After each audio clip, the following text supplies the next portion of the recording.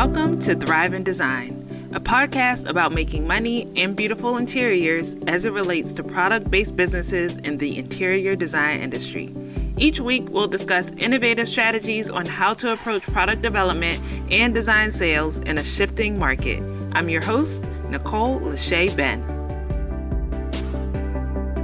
Welcome back to the Thrive in Design podcast, your go-to source for exploring the latest trends and innovations in interior design.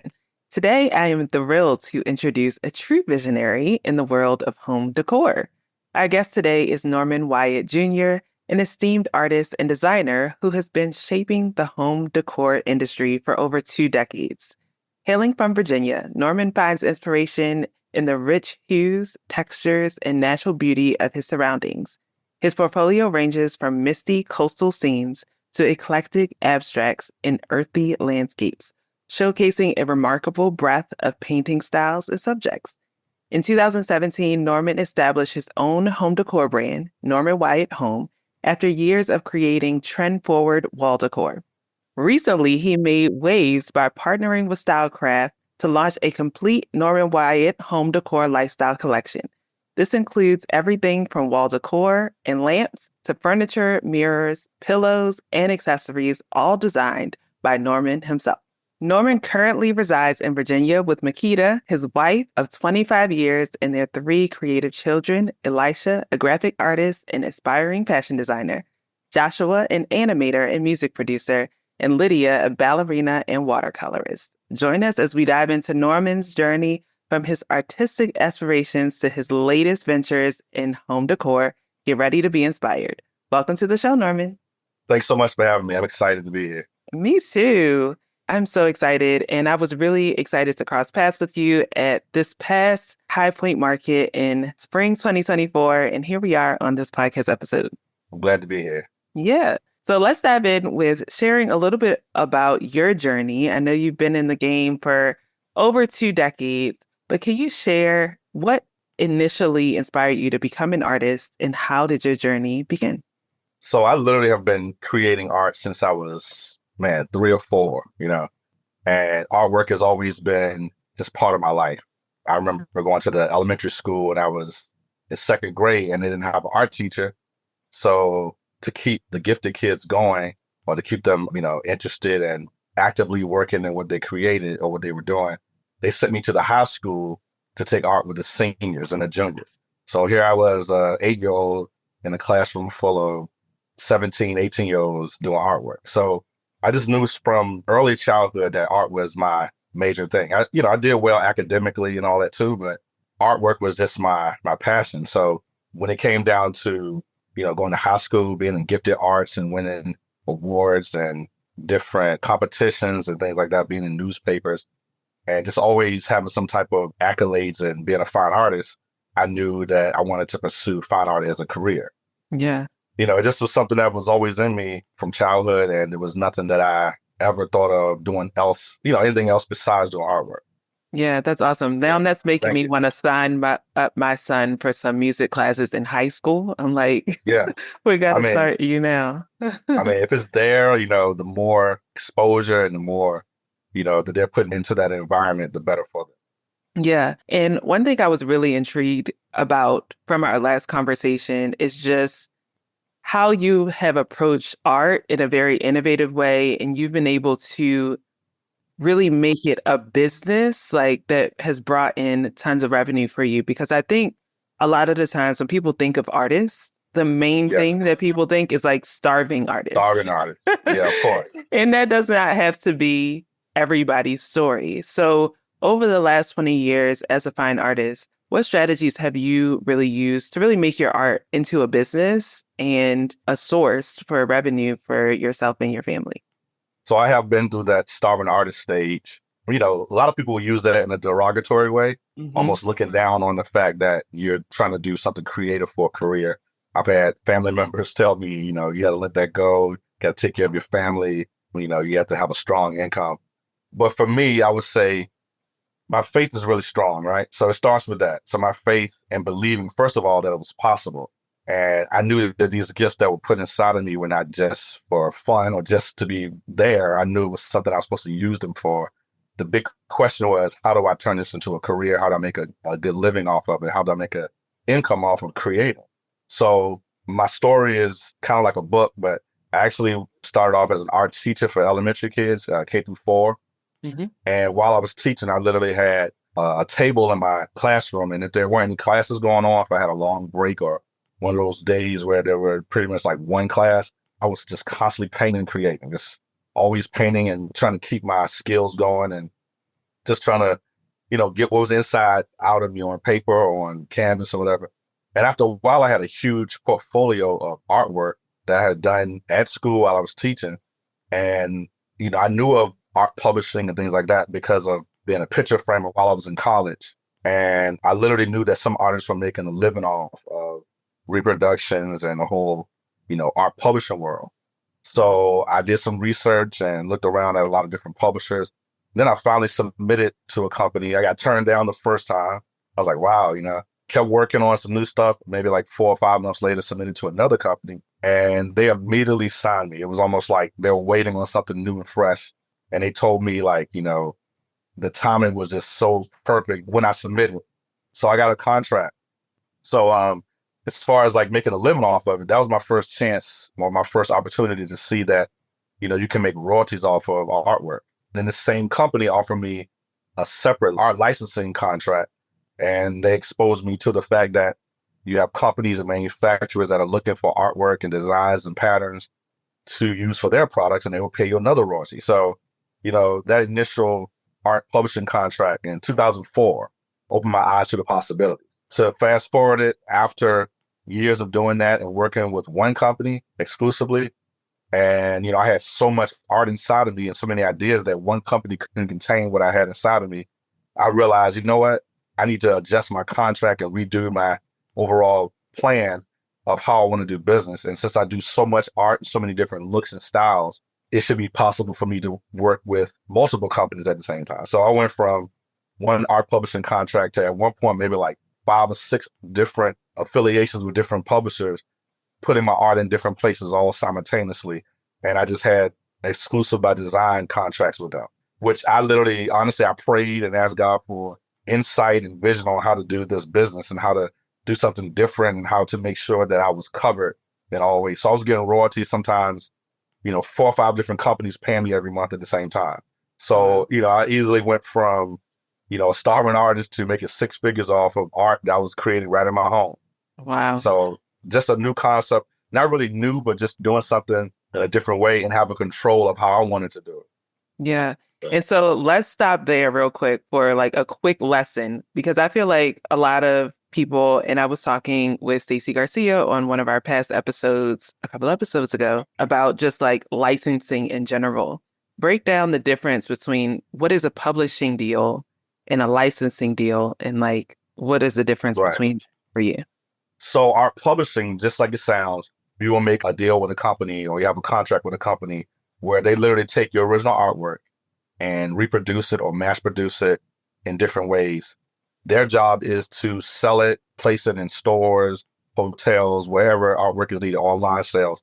And then they will pay the artist a royalty or percentage based on the sales for the month. And some companies pay quarterly.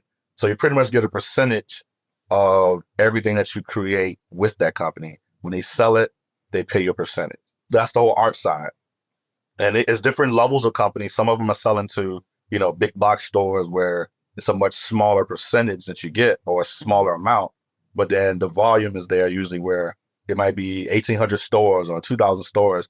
And you still end up, selling 4,000 or 5,000 reproductions at once. And then you have some other companies where it might be more of a higher end brand where they sell to smaller places or more boutique type places or, higher end stores where a large order might be 300, but then those prints or those reproductions on canvas or whatever might be selling for $500, $600, $700, $1,000. So your percentage is higher. So it still balances out. Product licensing is similar to the artwork, but companies that manufacture all types of products that you can imagine. And a lot of stuff you can't even imagine that artwork is needed for, but rugs, lampshades, shower curtains, tablecloths, textiles, it's so broad. And these companies have, a lot of times they have in-house studios and in-house artists that create for them on a regular basis. but then they also always constantly looking for new outside designs, new fresh ideas that their designers are doing. And some of it is just they need more and more. So just similar to the art publishing contract, these manufacturers will use your artwork, your patterns, your designs, whatever it is, use it on their products and then pay you a royalty or percentage of everything that your artwork is on. Usually it could be monthly royalties, it can be quarterly, just depends on the contract. So imagine having the fine art sales going and then the product licensing sales going at the same time. And then imagine having thousands of images that are out in the market that you've done over the years, constantly being shopped and used and picked up. So the artist can make a really good living off of the whole, licensing and publishing side. Yeah. If they know about it. That's a big deal. If they know about Just it, knowing because about it. that's the part. If they know about it. And I hope that many artists and designers listening to this episode get inspired, because I know just in my conversations with you and Stacey, I'm like, I've been honestly sleeping on myself. Even this weekend, I was like rehanging artwork in my house, and most of the artwork in my home I've done myself. I've only had 2 prints that I bought of my favorite artists, awesome. Degas and Monet. Like those are my favorite. I love Impressionism. And so those are only prints. And then everything else I've done myself. And I've just kept things in my home. So even our conversation, I'm like, I think I've been sleeping on things. You'd be surprised how many artists and creatives and instructors and professors and just people in the creative world don't even know about this. And I've been doing it for 20 years. And it's still some artists I talk to maybe on Instagram or Facebook or something like that. And or LinkedIn, and I'll bring it up. And they're like, what is that? It's just a matter of just, if you don't know anything about it, how can you be involved, For sure. Yeah. Well, I hope many people hear this episode and they get inspired for sure. Thank you. At Thrive in Design, we help interior product companies in crafting compelling online and offline go-to-market strategies, enabling them to enhance their brand visibility and revenue within the hospitality design segment. We're taking on new clients. If this podcast has been intriguing to you, let's chat about how our team can help you thrive in 2024 and beyond. Head to thriveindesign.co/contact.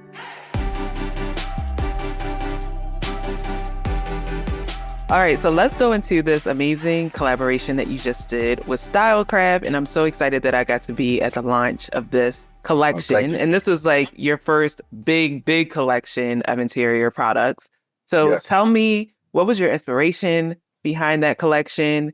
And tell us more about what that process looked like to go from just sketches all the way to hundreds. I think you said over 100 SKUs of different products. I ended up having 153 in my launch. So that's kind of unusual, but so it's amazing because my many years of training and, taking art direction and having to constantly evolve and reinvent myself, providing artwork for the decor industry really helped me when it came down to this whole process of designing products. So like I said, I've had some licensing deals in the past where companies have used my artwork for various products. Shower curtains, I did some rugs, some bedding, but this is my first time actually creating and designing specifically for this whole lifestyle collection and for these products. And now we're talking about products like furniture, chairs, sofas, lamps, mirrors, sideboards, dressers, accessories, gift boxes. It just keeps going. And, as far as, my inspiration, my whole goal was, okay, it's very rare to find a fine artist that's doing this type of thing. Most of the time it would be an interior designer or a product designer or, someone like a celebrity or someone that has some type of following or a big presence in the home decor market or even like real estate or anything like that, just design in general. And a lot of times they curate or they work with a designer or an artist or someone that's working with them to translate their ideas into these products, the drawings, the sketches, the renderings, and then the products are made. But for me, everything was coming from me. And so my goal was, okay, I'm a fine artist first, but for years I've had all these thoughts of furniture and lamps, and I've always wanted to design all these different products, but, didn't really have the access or the opportunity. So I was trying to make sure, okay, if I create this collection, I want people to know that I'm a fine artist, but I don't want everything to look like it's all fine art. I don't want patterns and color and shapes and everything to look like it's too eclectic and too artistic. I still wanted high-end modern design with a slight artistic flair. You mentioned Stacey Garcia, Yeah. mutual friend. She described my look as refined artistry. So, it really helped me define where I was going with everything because, like I said, I wanted to show that it's still modern. It's on trend. Matter of fact, ahead of trend, and something that, the average client or customer can put in their home and be excited to put in their home, but also not too out there that it would limit the reach, if that makes sense. So the years of sketching and drawing abilities with the fine art really helped when it came down to designing the products, because being a fine artist first, I didn't need anyone to translate what I was thinking about for a lamp or a sofa or a dresser. If I had this idea or an idea of how I wanted a coastal lamp to look, I could draw it out myself and play around with the sketch until I had the idea. And it literally helped out so much because it was a whole step removed when it came down to product development with Stylecraft. They could take my full advanced high-end fine art or my drawing of the product and in details with all the shading and the texture and everything of how I wanted it to look with my details and all my description of the materials and things like that, and go straight from that to the graphic rendering right to actual tooling or the sampling or the making of the product. So so that was why, because it was a whole step removed, I was able to get 100+ products launched, because I kept putting out products and ideas and concepts that the CEO loved. And he was like, let's make all of it. So I love that. It was a blessing. So all those years of training, 20 years of fine art training, just really helped, create this system of working and creating and designing and developing these concepts, and to allow me to get a lot of things created at a smaller amount of time than normal. Yeah. And so for you, do you feel like there were any challenges in that process in launching 150+ products in this collection? You are a brilliant mind in like creating the sketches, and you had an amazing partnership in, of a company that had the bandwidth and capacity to just like bring those sketches to life. But were there any challenges along the way that you can share in that process? So I've honestly probably already designed 400 products. Oh my gosh. So yeah, the rest of them are just in the process of being made and going through. When I get going, it's nonstop. The flow just keeps going. The challenges, I will say, so imagine being a fine artist and you make this deal. And, I met with the CEO and head of product development and a few other people. And, after finally discussing the overall plan of let's do this, let's create a complete lifestyle collection and brand it with your photo, your logo, and make sure that we put out a large collection. The next step was, okay, start designing. So, like I said, I'd never designed lamps before. I didn't have a lot of instruction on how should you design a lamp. I didn't go to college I didn't have any type of training on product development or AutoCAD or any of those type of things, drafting. I literally was a fine artist, and I just had lots of vision, lots of ideas, lots of concept. So the biggest challenge was, when it was finally time to draw out, sketch out a sideboard or a lamp or a coffee table or whatever it was my own challenge of how do I do this? They showed me a few examples of how things were laid out in design, but the rest of it was, here you have the opportunity to create anything that your mind can think of, and we'll make it. So the big challenge was, okay, it's like, where do you even start? Yeah. And I remember my first sketches literally were pretty simple, and I was just trying to figure it out. But I literally started getting the flow of it and understanding, okay, the more detail and the best that I'm able to show my vision and my concept, then we can eliminate a lot of redrawing and resketching and starting over. So I started to get a lot more elaborate and a lot more detail and, try to perfect my look of the sketches. But the biggest challenge is, like I said, the other day I was in the house and my wife was looking at me like I was crazy because I told her I'm sitting here in my head trying to visualize an entire room setting in my head before I start sketching out the sofa, the table, the sideboard, the pottery, the accessories, the lamp, in my head. So that could be challenging because having so much in front of you that you're able to do, now you have to try to control and narrow down and manage what you put out too. Yeah. And because this is a lifestyle collection, are you ever imagining like whose lifestyle that you're designing for? You know what I mean? Like a target Um, audience almost. yeah, so that's a good question too. My main customer is I want someone that is just looking for something stylish and unique, but I want to reach everybody, if that makes sense. I Mhm. want everyone to be able to find something they like within my collection, you know?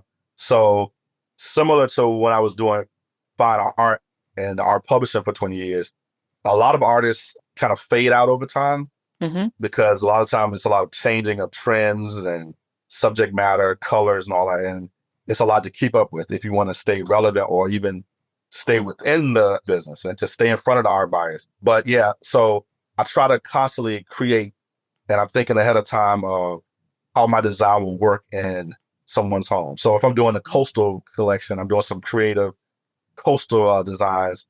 My goal is to reach someone that's tired of seeing the same coastal stuff that they see everywhere. Yeah. Same thing with a sofa or someone trying to decorate their living space or their living room or their den or whatever. I want someone to say, I like this. I've seen something similar before, but this is unique. This is different. I want this one because it's a little different, something there and I like differently, you know? And that's hard when it's so much out. I mean, you went to High Point. It's so much Yes. out. You literally need probably a month to walk around and see everything, really, you know? Yes. And the show is there for less than a week, but you really need a whole month to see every showroom and look at everything. Yeah. So I it's only so much saw a art. fraction. Oh my God, it's just so much out there. But to have anything that's noticeable and unique and to the point where it gets some type of recognition of, wow, this is different here. You know, it's very Yeah. exciting and lets you know that you have something that that you're working towards something that could be successful. So, but yeah, I am thinking of when I'm designing and creating, I'm constantly thinking of someone else's home, if that makes sense. Hmm. And Yeah, I will got someone walk around and will they walk past the lamp and then go back and say, whoa, I never, that's this is different. yeah. So that's my goal when I'm creating, just trying to make sure it's something slightly unique and interesting that makes the person have to have it, if that makes sense. Yeah, some statement pieces that, add some interest to the room. And I love that, especially in residential design. I Right. know when I was first getting started in the interior design industry, which was high school, I interned at a residential design firm. And all Okay. of the clients there, they loved like having a board of all the materials and finishes of what was in their home because it Right. it was like a conversation started like, oh, I have this like Philip Jeffries wall covering, or oh, I have this, right? It was almost like, here's my like Louis Vuitton designer board of what I have in my Okay. home, and Right. let's talk about the stories behind all of these brands.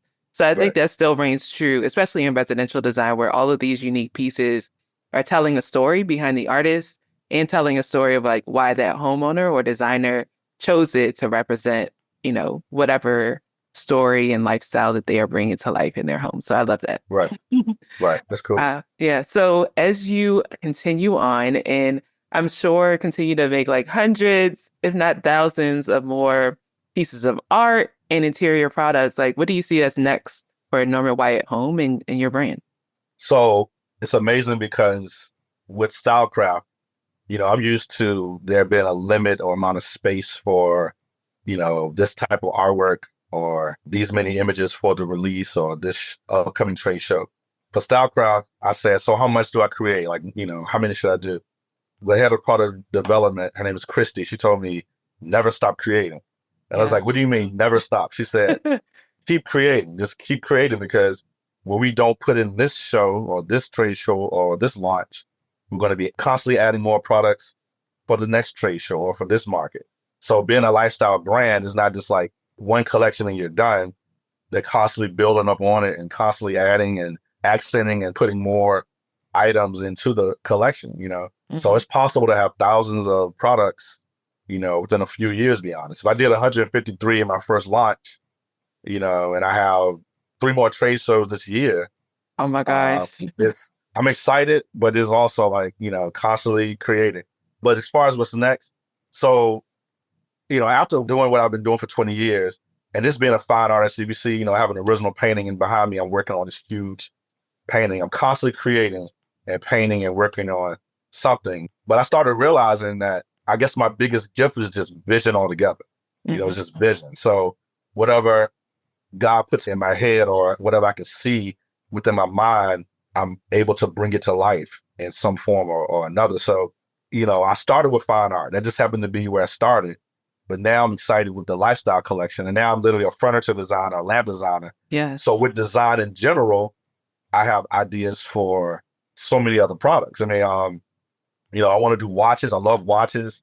I want to do an amazing watch collection with a company or a licensing deal or partnership and some unique, once again, similar to the furniture, just a unique way of showing a watch or creating a watch. Rugs, that's big on my list. Talking to a few companies, but just trying to get that finalized and trying to get something happening there. But textiles and rugs, I can't wait for that because a lot of my artwork and textures and patterns are perfectly made for textiles and rugs. Just really excited about that. Eyeglasses. I mean, I've been wearing glasses since second grade. So, no, fourth grade. Yeah. So, matter of fact, I have a phone call soon with the eyeglass company trying to see if we can partner with that, just some unique way of making a Norman Wyatt collection of glasses, It's so many different things that's out there that, jewelry, housewares. I want to even have the Norman Wyatt Home pots and pans and air fryers. I want to, once again, take something that's out there and put my twist on it or put my color scheme or my texture on it, just to bring everything that I'm working on all together into a complete, collection of products. Yeah. And don't forget hospitality that we talked about before. Hospitality. Yes. I could see something like graphic, a beautiful print in like a ballroom of a hotel. So add that to your wallpaper, list. all of Yes, that. Yeah. absolutely. All the guest room headboards. Yeah. Thank you. Yeah. Yeah. Absolutely. It's crazy. It's just like once you understand the possibilities or once you are open to the possibilities, then it's a matter of just making those connections and making those deals happen or even getting the exposure and getting the opportunity to show what else you can do. I'm so thankful that the CEO of Stylecraft responded to me on LinkedIn that night that I reached out. Yeah. And looked at what I was doing in the fine art field and how much I put out and my versatility and said, what do you want to do? Yeah. I'm just so thankful. I said everything. And it just started from a conversation to a few years going by with COVID and all that, and a little setback. And then before I knew it, flying down to Memphis to meet everybody and saying, okay, let's do a full lifestyle collection. So that's amazing. So the other companies out there, it's just a matter of those connections. And sometimes you just need an opportunity to show what's inside of you. And a lot of times that's not always possible, but hopefully what I've released with the lifestyle brand opens up so many more doors. It'll be something tangible and something pretty much proof of what's there and what's possible for a watch company or for an eyeglass company or for wallpaper or for all the other things, housewares, all the other things I want to do. I'm believing in, I'm knowing that the lifestyle collection is visual proof of what else is within me besides just fine art, prints, canvas, Absolutely. That's amazing. And for all of the artists and designers that are inspired by your story and that are listening, what one piece of advice would you give to them? So if they're interested in doing what I'm doing, one of the biggest things, and this is something I tell artists, I tell filmmakers, anybody, once you actually perfect your craft and you literally, have spent years and spent time developing something great, having something to show that's, what you can do, then you have to show, you have to be actively showing what you're doing on social media, LinkedIn, which is great. As a matter of fact, like I keep promoting LinkedIn. I made this huge lifestyle collection deal through LinkedIn and some other connections through LinkedIn, but constantly showing what you do. If no one can see it, they won't know what's inside of you. They don't know what you offer. So after you literally perfect and find your niche and find what you do or have perfected that unique look that you have, then you have to show. You have to actively show your work. If no one can see it, there's so many talented, gifted people that no one sees what they do. If you go to their Instagram or to their site, they may have 2 or 3 images up, So if you were trying to make a deal like I did, or you were interested in, expanding into all these other categories, one of the first things that a company wants to know is, let me see your portfolio. Let me see your work. Let me see what you have. And then you want to think ahead of how do you want to brand yourself? And I wish I had thought of this even earlier. Like, when I came out of college, I wasn't even thinking about it. We didn't really have a lot of social media when I was coming out of college. I'm a little older, so but you can see, I'm a little older. But just knowing ahead of, I want to do this in the future. This is where I want to go. So you can almost pretty much act ahead of time. I'm a fashion designer. I'm a product developer. I'm a lifestyle brand before it even happens. Because you need to build up something and have that connection already kind of flowing and going, so that when that once in a lifetime opportunity is placed in front of you, you're ready to go. No one literally has time to say, wow, I want to do a deal with you. Let me see what you have. Or let me see what you're about. I'll get back to you. I'll get back to you. Give me some time. Nope. So be prepared. Perfect what you're doing. To all the creatives, the artists, perfect what you're doing. Do your research. Look around at the right companies too. Like if you literally have interest in a certain watch brand or certain company, whatever it is, or certain publisher, do some research. Look at how your artwork or whatever it is you do might even fit in with that specific company. It might be another company that's a better fit. So yeah. I hope that's good advice. No, that definitely is good advice, especially, well, everything that you said was definitely good advice, but especially the part of just like showing what you have. Like, as I told you before, I was rearranging art in my home this weekend, and I just literally thought to myself, like, all of this talent has just been in my house.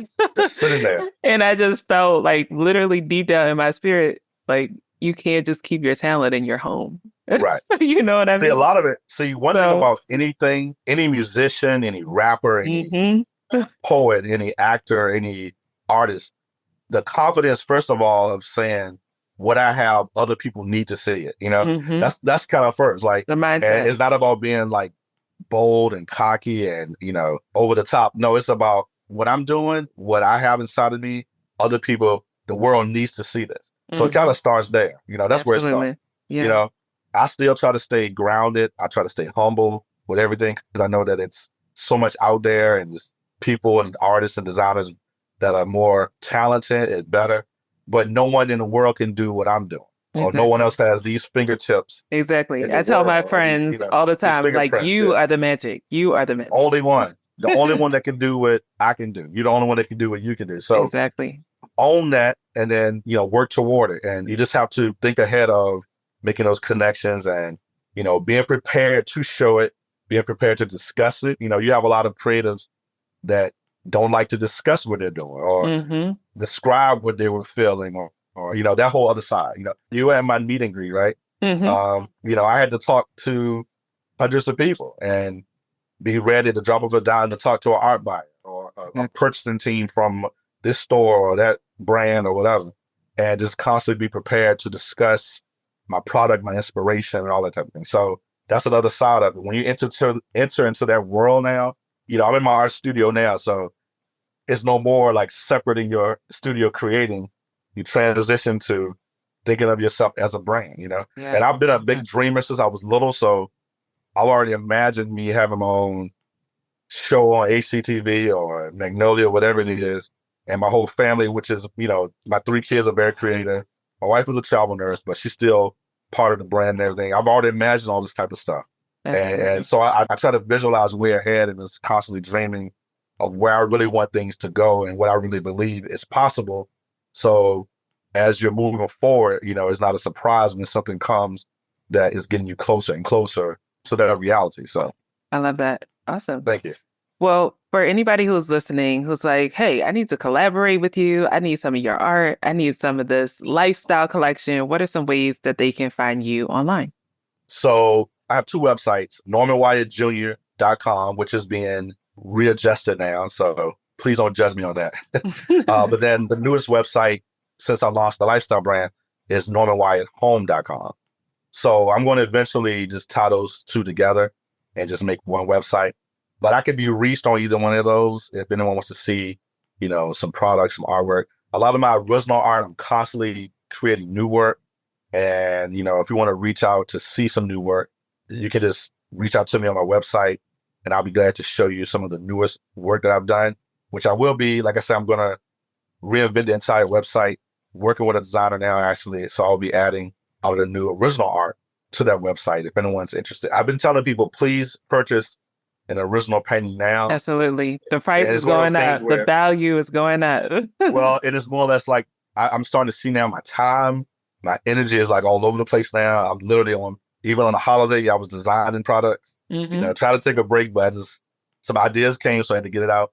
So yeah, I've been telling people that I know and just Facebook followers and Instagram followers, please purchase original art now because the price points will be rising the more that gets out in the market as more exposure and as more products and literally becoming, a lifestyle brand. So the creator of the artwork, the prices adjust along with the growth of the artist.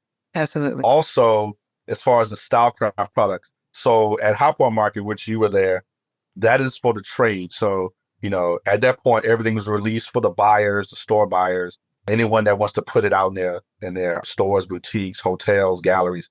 Very soon, those Stylecraft will be adding all products online for the everyday consumer to purchase. So, excellent. And it takes a while to upload all the products. Like I said, I got 153.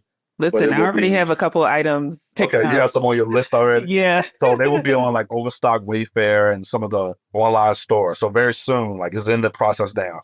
Excellent. Very soon, everyday customer can just purchase and buy all the stuff that's currently out. Yeah. You can also go to stylecrafthomecollection.com and go under designers and see my name, Norman Wyatt Jr.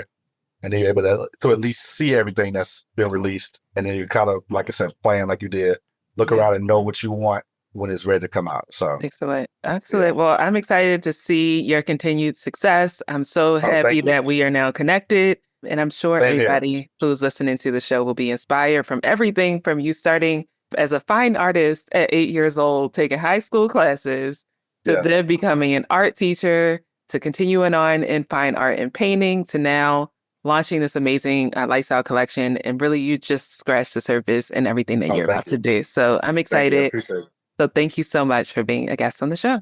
And thanks for inviting me. And it was so great to meet you at Hopwell Market and just glad to be acquainted. So thanks for joining us this week on Thrive in Design. Be sure to follow us on Instagram at Thrive in Design. And for more strategies on how your product company can innovate in the interior design industry, head to training.thriveindesign.co. As always, subscribe to the show to catch every new episode and leave us a review so we can continue to create captivating content. That was a wrap for this season, but we'll see you soon.